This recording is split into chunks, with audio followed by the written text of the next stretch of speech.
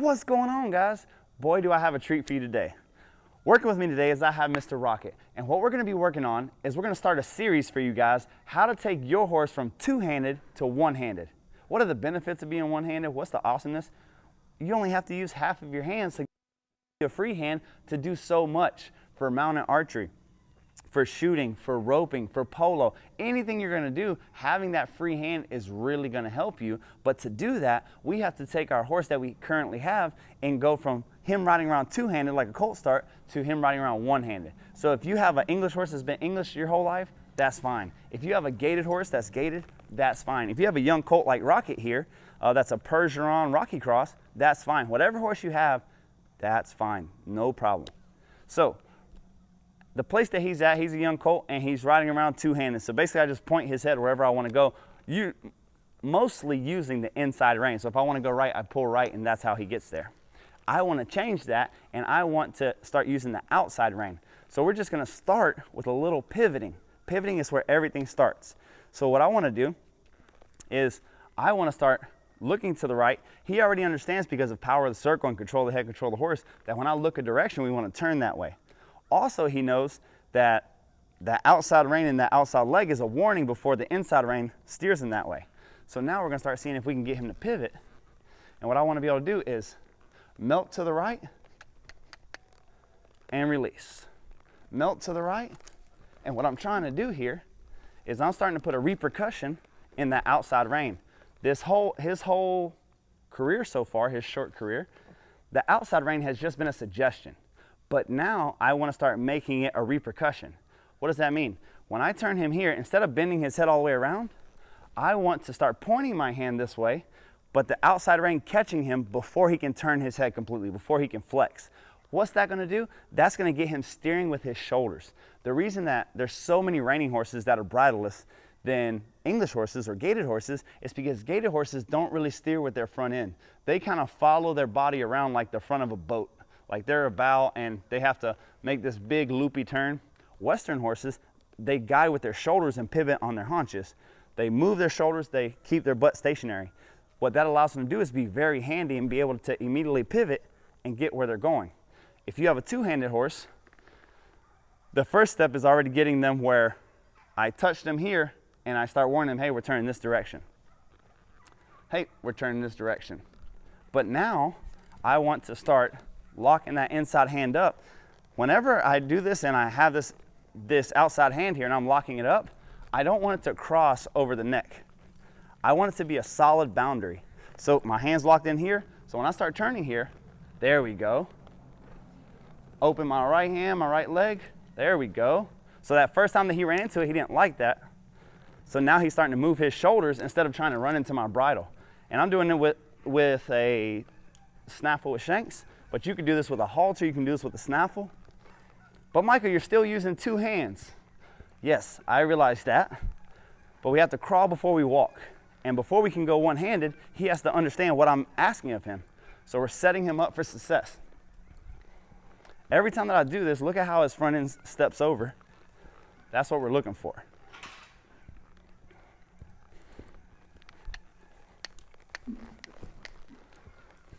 Notice how I've done everything to the right, getting him nicer and easier, one direction.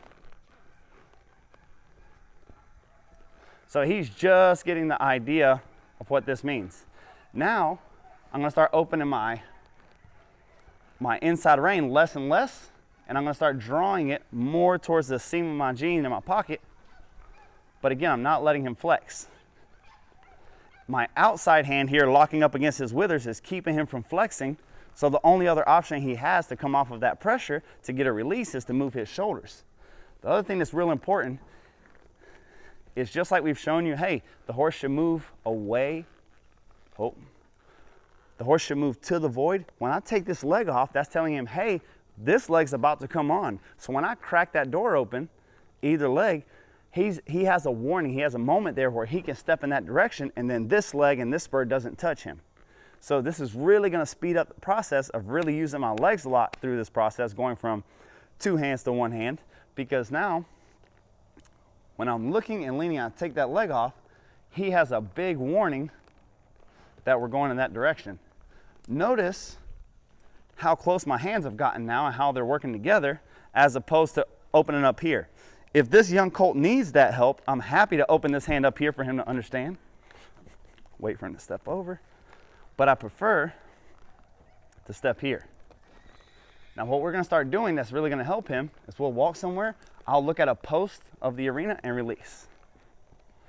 Look at a horse and release. And when I say release, that means ride straight, both 2 hands, 2 legs. There we go. Nice. So the only thing that's happening here whenever I'm changing directions, I'm riding straight to a horse, I look at the gate, open up my right leg, and he's getting there. Perfect. All right, now we're gonna start going to the right, one-handed, and release. Whenever I'm starting this process and I actually go one-handed, I wanna go one-handed with the hand that I'm going. So since I'm turning to the right, I wanna use my right hand and release. Every time that I release, I wanna bring my hand right back to his withers, letting him know, hey, that means go straight. Also, I don't want to turn until he's going straight. So if he's thinking about turning more, I want to ride him until he straightens out. I have 2 legs on him, I have 1 hand on him. Now my right hand slides over to the right and release.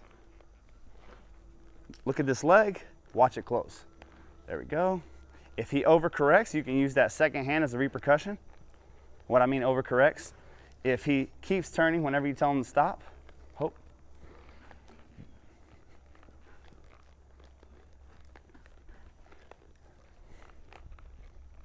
The more every time that I make a straight line and make a turn, that's another rep. Bump.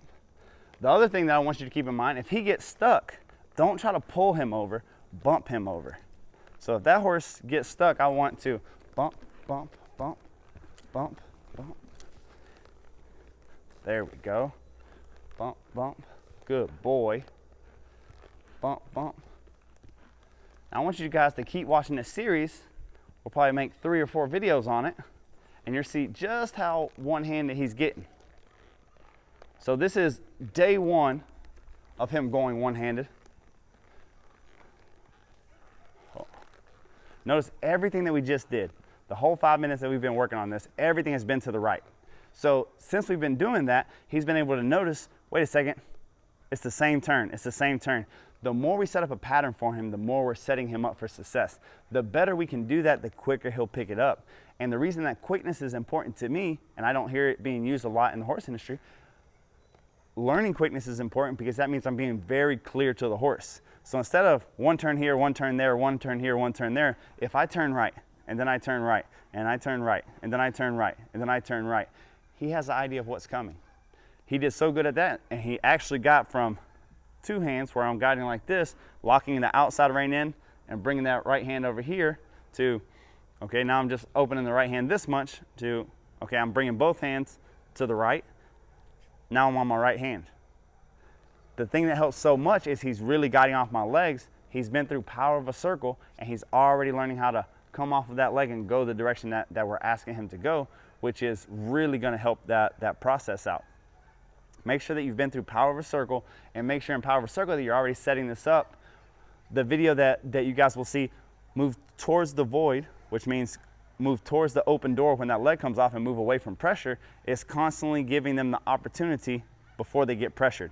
So whenever I step him, now whenever I do this to the left, you'll be able to see this very well. Right here, my legs are relaxed on him. Watch whenever I switch or ask him to turn, I'm gonna look left, and then my left leg is coming off. He's already thinking left. So same thing here. Basically I have to start from scratch again because he wants to flex to the left as opposed to moving his shoulders. And this is a big boy. If he can do it, anybody can do it.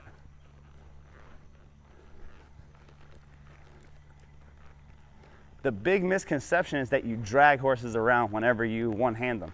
You do not want to do that. You want to have a horse that's light and easy. And the way that you're going to keep your horse light and easy through this whole process is really setting him up for success. So every little layer of training that he's had up to this point has set him up to be successful in this moment.